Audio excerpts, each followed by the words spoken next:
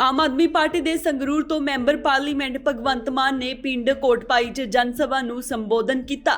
ਉਹਨਾਂ ਲੋਕਾਂ ਨੂੰ 21 ਮਾਰਚ ਨੂੰ ਕਿਸਾਨ ਮਹਾ ਸੰਮੇਲਨ 'ਚ ਪਹੁੰਚਣ ਦੀ ਅਪੀਲ ਕੀਤੀ। ਇਸ ਮੌਕੇ ਪੱਤਰਕਾਰਾਂ ਨਾਲ ਗੱਲਬਾਤ ਕਰਦਿਆਂ ਮੈਂਬਰ ਪਾਰਲੀਮੈਂਟ ਭਗਵੰਤ ਮਾਨ ਨੇ ਕਿਹਾ ਕਿ 21 ਮਾਰਚ ਨੂੰ ਬਾਗਾ ਪੁਰਾਣਾ ਵਿਖੇ ਕਿਸਾਨ ਮਹਾ ਸੰਮੇਲਨ ਕੀਤਾ ਜਾ ਰਿਹਾ ਹੈ, ਇਸ ਲਈ ਉਹ ਪਿੰਡ-ਪਿੰਡ ਜਾ ਰਹੇ ਨੇ। ਆਮ ਆਦਮੀ ਪਾਰਟੀ ਨੇ ਕਿਸਾਨਾਂ ਦਾ ਸਾਥ ਦਿੱਤਾ ਅਤੇ ਭਵਿੱਖ ਵਿੱਚ ਵੀ ਸਾਥ ਦਿੰਦੀ ਰਹੇਗੀ।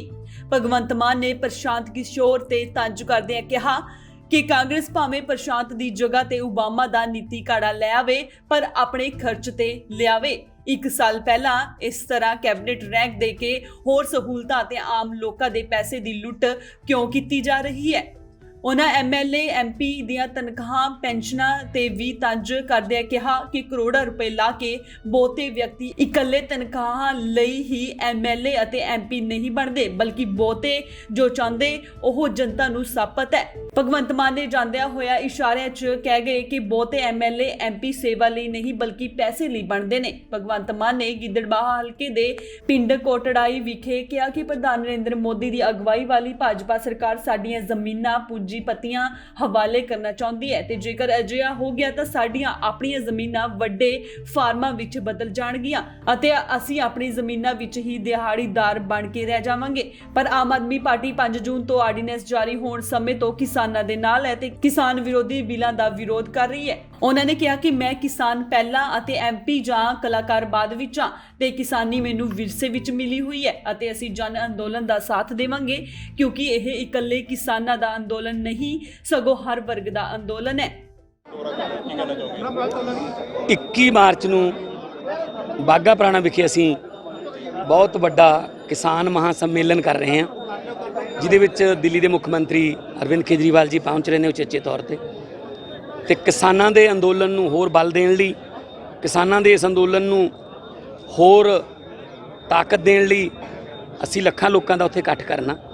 ਉਸੇ ਸਿਲਸਿਲੇ 'ਚ ਅੱਜ ਇੱਧਰ ਗਿੱਦੜਬਾਹੇ ਦੇ ਕੋਟ ਭਾਈ ਮੱਲਣ, ਉਧਰੋਂ ਜੈਤੋਂ ਦੇ, ਕੋਟਕਪੂਰੇ ਦੇ, ਫਰੀਦਕੋਟ ਦੇ ਪਿੰਡਾਂ ਦਾ ਦੌਰਾ ਕਰ ਰਹੇ ਹਾਂ ਔਰ ਜਿਸ ਕਿਸਮ ਦਾ ਜਿਹੜਾ ਰਿਸਪੌਂਸ ਮਿਲ ਰਿਹਾ, ਆਪ ਮੁਹਾਰੇ ਚੱਲ ਕੇ ਲੋਕ ਆ ਰਹੇ ਨੇ ਕਿਉਂਕਿ ਇਹਨਾਂ ਲੋਕਾਂ ਦਾ ਬਹੁਤ ਵੱਡਾ ਦਰਦ ਹੈ ਕਿ ਇਹਨਾਂ ਦੀਆਂ ਜ਼ਮੀਨਾਂ ਜਿਹੜੀਆਂ ਉਹ ਪੂੰਜੀਪਤੀਆਂ ਦੇ ਹਵਾਲੇ ਕੀਤੇ ਜਾਣੀ ਕਾਨੂੰਨਾਂ ਰਾਹੀਂ ਜਾਣਗੀਆਂ। ਤਾਂ ਇਸ ਕਰਕੇ ਕੋਈ ਵੀ ਹੀਲਾ ਇਹ ਨਹੀਂ ਛੱਡਣਾ ਚਾਹਣਗੇ ਕਿ ਜਿਹਦੇ ਨਾਲ ਜ਼ਮੀਨਾਂ ਬਚਾਉਣ ਵਾਸਤੇ ਐਫਰਟ ਨਾ ਹੋਵੇ।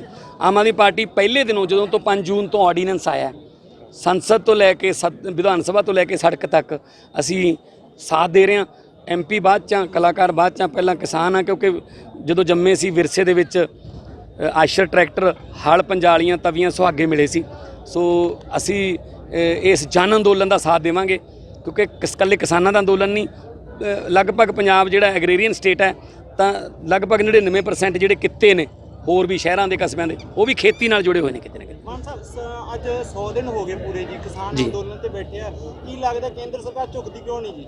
ਦੇਖੋ ਕੇਂਦਰ ਸਰਕਾਰ ਦੀ ਧੌਣ 'ਚ ਬਹੁਤ ਵੱਡਾ ਸਰੀਆ ਅੜਿਆ ਹੋਇਆ, ਹੰਕਾਰ ਕਰਦੀ ਹੈ। ਇਦੋਂ ਪਹਿਲਾਂ ਵੀ ਜਿੰਨੇ ਕਾਨੂੰਨ ਲਾਗੂ ਕੀਤੇ ਨੇ ਉਹਨੇ ਧੱਕੇ ਨਾਲ ਹੀ ਉਹਦਾ ਜਿਹੜਾ ਵਿਰੋਧ ਆ ਉਹਨੂੰ ਦੱਬਿਆ, ਭਾਵੇਂ ਉਹ CAA ਦਾ ਹੋਵੇ, ਭਾਵੇਂ GST ਹੋਵੇ, ਭਾਵੇਂ ਨੋਟਬੰਦੀ ਹੋਵੇ।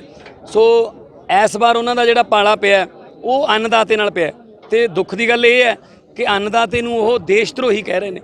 ਉਸ ਅੰਨਦਾਤੇ ਨੂੰ ਅੱਤਵਾਦੀ ਕਿਹਾ ਜਾ ਰਿਹਾ ਜਿਹੜਾ ਆਪਦੀ ਜ਼ਮੀਨ 'ਚ ਚਿੜੀਆਂ, ਕਬੂਤਰਾਂ, ਤੋਤਿਆਂ ਵਾਸਤੇ ਵੀ ਦਾਣੇ ਛੱਡ ਦਿੰਦਾ ਕਿ ਇਹਨਾਂ ਦਾ ਰਿਜ਼ਕ ਵੀ ਮੈਂ ਹੀ ਦੇਣਾ।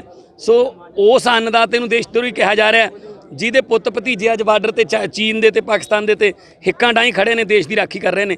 ਸੋ ਸਰਕਾਰ ਜਿਹੜੀ ਹੈ ਉਹਨੂੰ ਝੁਕਣਾ ਚਾਹੀਦਾ ਹੈ। ਲੋਕਾਂ ਦੀ ਬਣਾਈ ਹੋਈ ਸਰਕਾਰ ਆ, ਲੋਕਾਂ ਦੇ ਰੋਹ ਅੱਗੇ ਝੁਕਣਾ ਚਾਹੀਦਾ ਹੈ ਤੇ ਕਾਨੂੰਨ ਤਿੰਨੋਂ ਵਾਪਸ ਲੈ ਕੇ MSP ਦਾ ਕਾਨੂੰਨ ਜਿਹੜਾ ਲਾਗੂ ਹੋਣਾ ਚਾਹੀਦਾ। ਪੰਜਾਬ ਸਰਕਾਰ ਦੇ ਫਿਰ ਇੱਕ ਵਾਰ ਕਹਿ ਰਹੀ ਹੈ ਕਿ ਅਸੀਂ ਦੁਬਾਰਾ ਰਿਪੀਟ ਕਰਾਂਗੇ ਕਾਂਗਰਸ ਦੀ ਸਰਕਾਰ 2022 ਦੇ ਵਿੱਚ ਪ੍ਰਸ਼ਾਂਤ ਕਿਸ਼ੋਰ ਸਾਡੇ ਰਣਨੀਤੀ ਕਰਕੇ ਜਿਹੜੇ ਸਾਡੇ ਵਿੱਚ ਆ ਗਏ ਆ, ਕਿਵੇਂ ਲੱਗਦਾ ਤੁਹਾਨੂੰ? ਦੇਖੋ ਕੈਪਟਨ ਸਰਕਾਰ ਨੂੰ ਤਾਂ ਇਹ ਹੈ ਪਤਾ ਨਹੀਂ ਕਿਸਾਨਾਂ ਦੇ ਅੰਦੋਲਨ ਦੇ ਉਹਲੇ ਸਾਡੇ ਗੱਪ ਜਿਹੜੇ ਵਾਅਦੇ ਨੇ ਜਾਂ ਜਿਹੜੇ ਝੂਠ ਬੋਲੇ ਨੇ, ਝੂਠੀਆਂ ਕਸਮਾਂ ਖਾਧੀਆਂ ਉਹ ਲੁਕ ਜਾਣਗੀਆਂ। ਉਹ ਜਿਹੜੇ ਵਾਅਦੇ ਕਰਾਉਣ ਵਾਲੇ ਨੂੰ ਫਿਰ ਦੁਬਾਰੇ ਲਿਆਏ।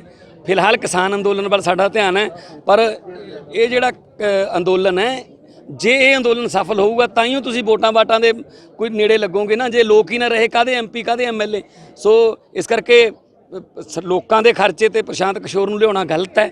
ਹਾਂ ਉਹ ਭਾਵੇਂ ਤੁਸੀਂ ਓਬਾਮੇ ਦਾ ਨੀਤੀ ਘਾੜਾ ਲੈ ਆਓ, ਕਾਂਗਰਸ ਲਿਆਵੇ, ਪਰ ਇਹ ਥੋੜੀ ਹੈ ਕਿ ਉਹਨੂੰ ਕੈਬਨਿਟ ਰੈਂਕ ਦੇ ਕੇ, ਉਹਨੂੰ ਘਰ ਦੇ ਕੇ, ਉਹਨੂੰ ਕਲਰਕ ਦੇ ਕੇ, ਉਹਨੂੰ ਸਟਾਫ ਦੇ ਕੇ, ਉਹਨੂੰ ਗੱਡੀਆਂ ਦੇ ਕੇ ਤੇ ਕਹੋਗੇ ਤੁਸੀਂ ਇਹ ਸਿਰਫ ਕੈਪਟਨ ਦਾ ਕੰਮ ਕਰੂਗਾ ਜਾਂ ਸਰਕਾਰ ਦਾ ਕੰਮ ਕਰੂਗਾ। ਬਾਹਰੋਂ ਲਿਆ ਕੇ ਤੁਸੀਂ ਸਰਕਾਰ ਦੇ ਕੰਮ ਨੂੰ ਕਿਵੇਂ ਚਲਾ ਸਕਦੇ ਹੋ?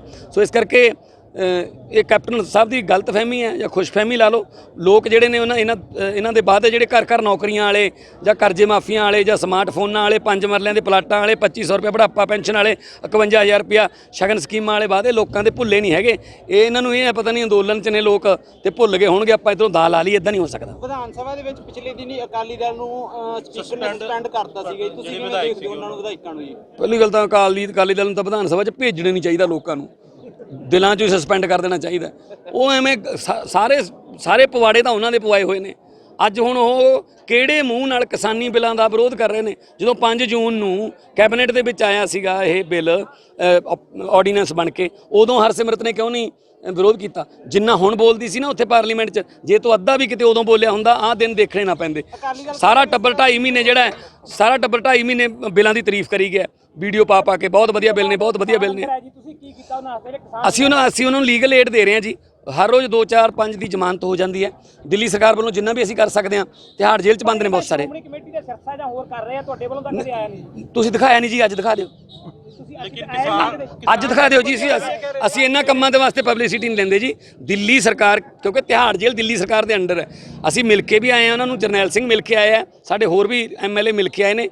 ਉਹਨਾਂ ਨੇ ਜਿਹੜੇ ਹਾਈ ਕੋਰਟ ਦੇ ਜਿਹੜੇ ਵਕੀਲ ਨੇ ਉਹਨਾਂ ਦਾ ਕੇਸ ਲੜ ਰਹੇ ਨੇ ਤੇ ਜ਼ਮਾਨਤਾਂ ਹੋ ਵੀ ਰਹੀਆਂ ਨੇ।